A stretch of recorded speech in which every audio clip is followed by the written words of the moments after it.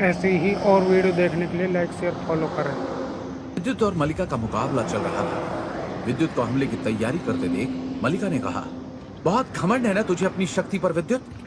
आज मैं तुझे बताऊंगी कि मुझे मलिका क्यों कहते हैं। ऐसा कहते हुए उसने अपने हाथों से निकलती शक्तियों को चारों ओर फैला दिया, जिससे आसपास की जहरीली शक्ति अचानक कांपने लगी और जहरीले कांटों में बदलने लगी। ये जहरीले कांटे गहरे भूरे रंग के थे, जिनके अंदर मौजूद शक्ति बहुत खतरनाक और भयानक थी, जो आसपास से किसी मूल रैंक के योद्धा को जख्मी कर सकती थी।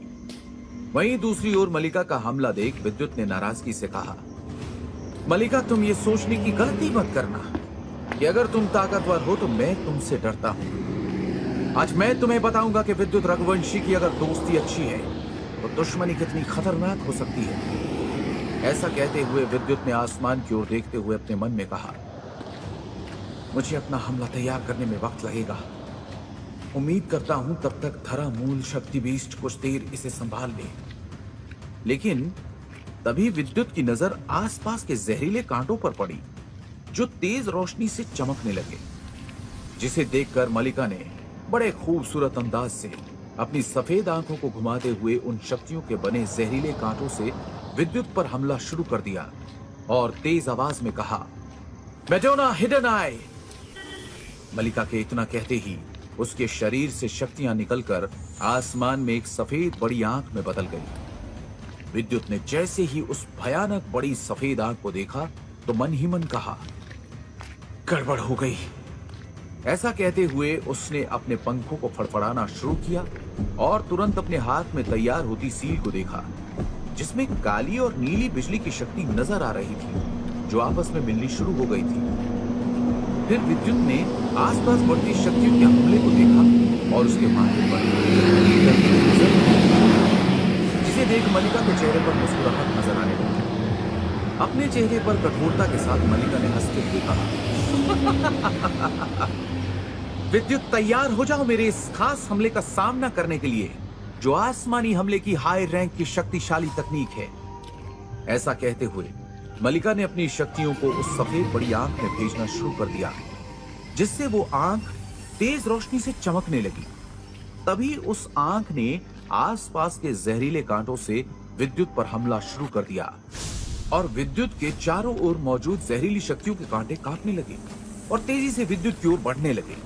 विद्युत ने जैसे ही उन जहरीले कांटों को अपनी ओर बढ़ते देखा तो उसने धरामूल शक्ति बीस्ट को उस हमले का सामना करने के लिए आगे कर दिया। हालांकि वो अच्छे से जानता था कि धरामूल शक्ति बीस्ट, जो अजय स्तर का बीस्ट था, उन सभी हमलों को रोक नहीं पाएगा।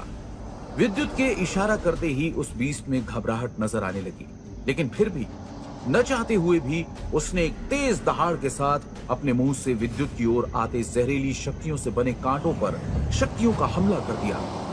हालांकि वो अपनी पूरी शक्ति से 10 से अधिक हमलों को नाकाम कर चुका था, लेकिन हैरानी की बात थी कि जहरीली शक्तियों के कांटे बनते ही जा रहे थे, जिसे देख विद्युत के चेहरे पर नाराजगी और परेशानी नजर आने लगी।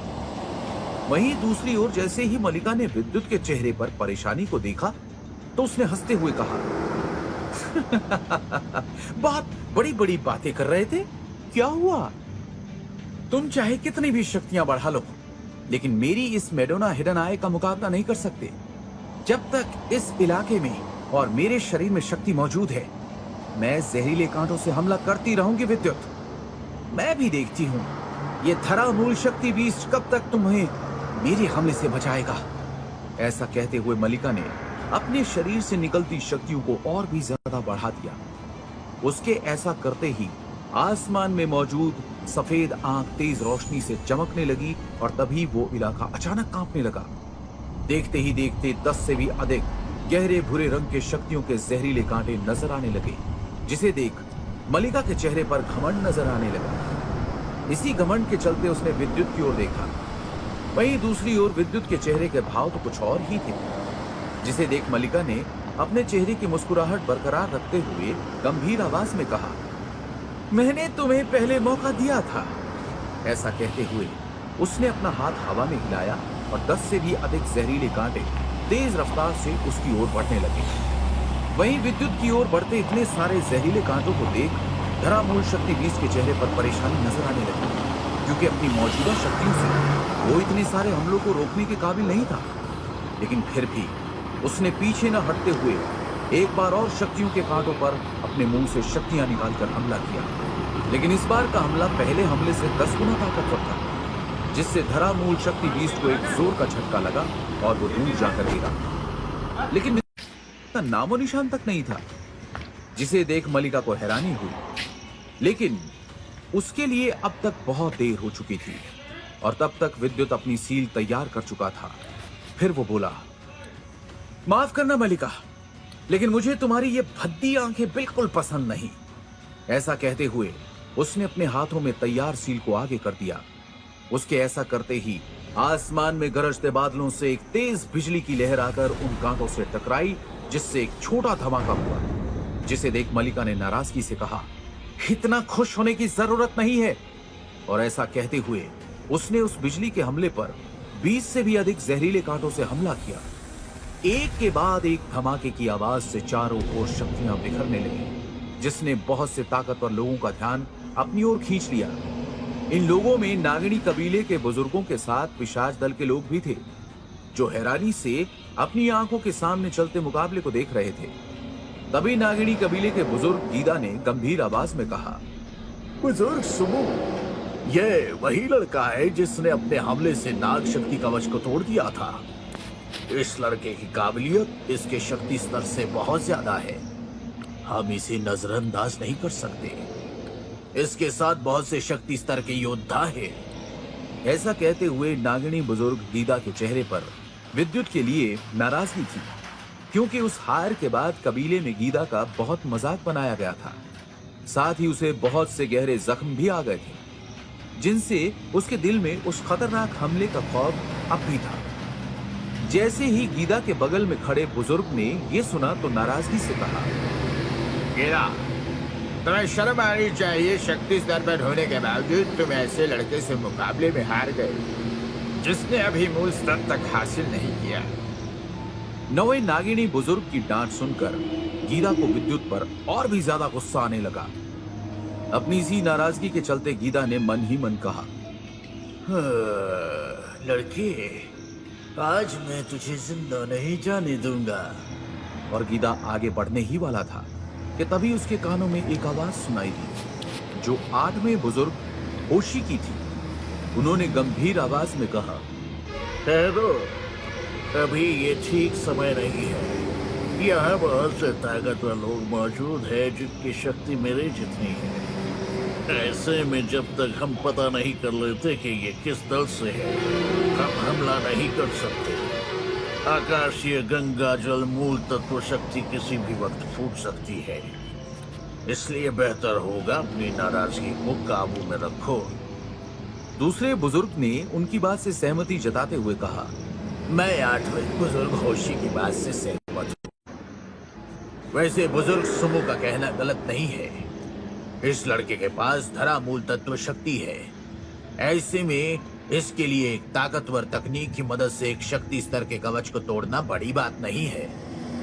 वैसे भी इसके साथ 9 शक्ति स्तर के योद्धा हैं। अगर इस वक्त हमने हमला किया तो पिशाच दल मौके का फायदा उठाकर गंगा जल मूल तत्व को हासिल करने की कोशिश करेगा। इसलिए लीडर अदम के आने तक हम इंतजार करते हैं। वैसे भी फिलहाल के लिए मैं देखना चाहूंगा कि ये लड़का कैसे इस मलिका के हमले से बचता है। ऐसा कहते हुए 9वें और 8वें बुजुर्ग अपने सामने चलते मुकाबले को देखने लगे। वहीं जैसे ही विद्युत ने अपने हमलों से मलिका के उस हमले को नाकाम किया तो मलिका के चेहरे पर नाराजगी नजर आने लगी, और इसी के साथ उसने अपने हाथों से ढेर सारी शक्तियां निकालनी शुरू कर दी, जिससे आसमान में एक बड़ी शक्तियों का बवंडर नजर आने लगा, जो देखते ही देखते 100 बड़े जहरीले भूरे रंग के कांटों में बदल गया, जो तेज रफ्तार में विद्युत की ओर बढ़ने लगे। जिसे देख विद्युत ने मुस्कुराते हुए कहा, मलिका, तुम मुकाबला हार चुकी हो। एक तुम ही नहीं हो जिसके पास आकाशीय स्तर की तकनीक है। और ऐसा कहते हुए विद्युत तेज आवाज में चिल्लाया, दोहरा हमला तकनीक, आसमानी विद्युत धमाका। ये बोलते हुए विद्युत ने अपने हाथ की सील को बदल दिया अगले ही क्षण आसमान में एक जोरदार आवाज सुनाई दी। ये आवाज थी डार्क लाइटनिंग बिजली और नीली आसमानी बिजली की शक्ति से मिलकर तैयार हुए हमले की, जो एक काले और नीले रंग का ड्रैगन था, जिसे देख सभी के चेहरे पर हैरानी नजर आने लगी और मलिका के चेहरे का रंग बदल गया। उसने परेशानी के साथ कहा, इस लड़के ने इतनी जल्दी ये हमला कैसे तैयार किया? वहीं विद्युत ने जैसे ही अपने इस हमले का इस्तेमाल किया तो आसपास छुपे ताकतवर लोग भी हैरान हो गए। बस एक को छोड़कर, जो और कोई नहीं, नागिनी कबीले का गीदा था, जिसने पहले भी विद्युत के हमलों की ताकत देखी थी। उस हमले को देखकर गीदा की आंखों में विद्युत को मारने की इच्छा नजर आने लगी। तभी नागिनी बुजुर्ग सुमु ने कहा, सच में इस लड़के ने तो मुझे अपने इस हमले से हैरान कर दिया है। इस लड़के के पास बहुत सी खतरनाक तकनीकें हैं बुजुर्ग होशी। हमें इस लड़के को कैद करना होगा, वरना अगर ये ताकतवर हो गया तो नागिनी कबीले के लिए एक और दुश्मन तैयार हो जाएगा। अभी बुजुर्ग होशी ने इतना कहा ही था कि तभी दो ताकतवर परछाइयां मलिका विद्युत के पास आकर रुकी और एक भारी आवाज वहां सुनाई दी। मलिका, तुम्हारी हिम्मत कैसी हुई मेरी बात न मानने की? अभी के अभी इस हमले को रोको, वरना भूल जाओ कि तुम कभी महाशक्ति स्तर की योद्धा बन पाओगी। इस भयानक और नाराजगी भरी आवाज को सुनकर मलिका के चेहरे पर डर नजर आने लगा, जिसे देख मलिका ने तुरंत अपने हमले को वापस लेना शुरू किया। वहीं दूसरी ओर विद्युत एक अजय स्तर का योद्धा था, इसलिए उसे अभी शक्तियों को वापस लेना आता ही नहीं था, जिसके चलते उसके चेहरे पर परेशानी नजर आने लगी। लेकिन तभी उस धुंधली परछाई ने एक बड़ा शक्तियों का हाथ निकाल आकाश की ओर भेजा, जो उस ड्रैगन से टकराया, जिससे आसमान में एक जोरदार धमाका हुआ और चारों ओर शक्तियों की लहरें उठने लगी। तभी उस परछाई से एक जाना पहचाना इंसान आगे आकर विद्युत के पास आया, जो और कोई नहीं वैद्य नजूमी थे, जिन्होंने गंभीर आवाज में कहा, विद्युत, तुम ठीक तो हो ना? वैद्य नजूमी की बात सुनकर विद्युत ने हामी में सिर हिलाया और कुछ कहना ही चाहा कि तभी उस धुंधली परछाई में उसे एक बूढ़े आदमी का चेहरा नजर आया। वहीं दूसरी ओर जब विद्युत ने उस ताकतवर बूढ़े आदमी को देखा तो वो हैरान हो गया, क्योंकि उसके शरीर की शक्ति का विद्युत कोई अंदाजा ही नहीं लगा पा रहा था। साथ ही विद्युत को शक्ति से अंदर ही अंदर डर महसूस हो रहा था। कौन है वो ताकतवर आदमी जो वैद्य नजूमी के साथ आया है? क्या मलिका विद्युत के साथ मुकाबले से अपने कदम पीछे लेगी? क्या नागिनी कबीले के लोग विद्युत को कैद करने में कामयाब होंगे?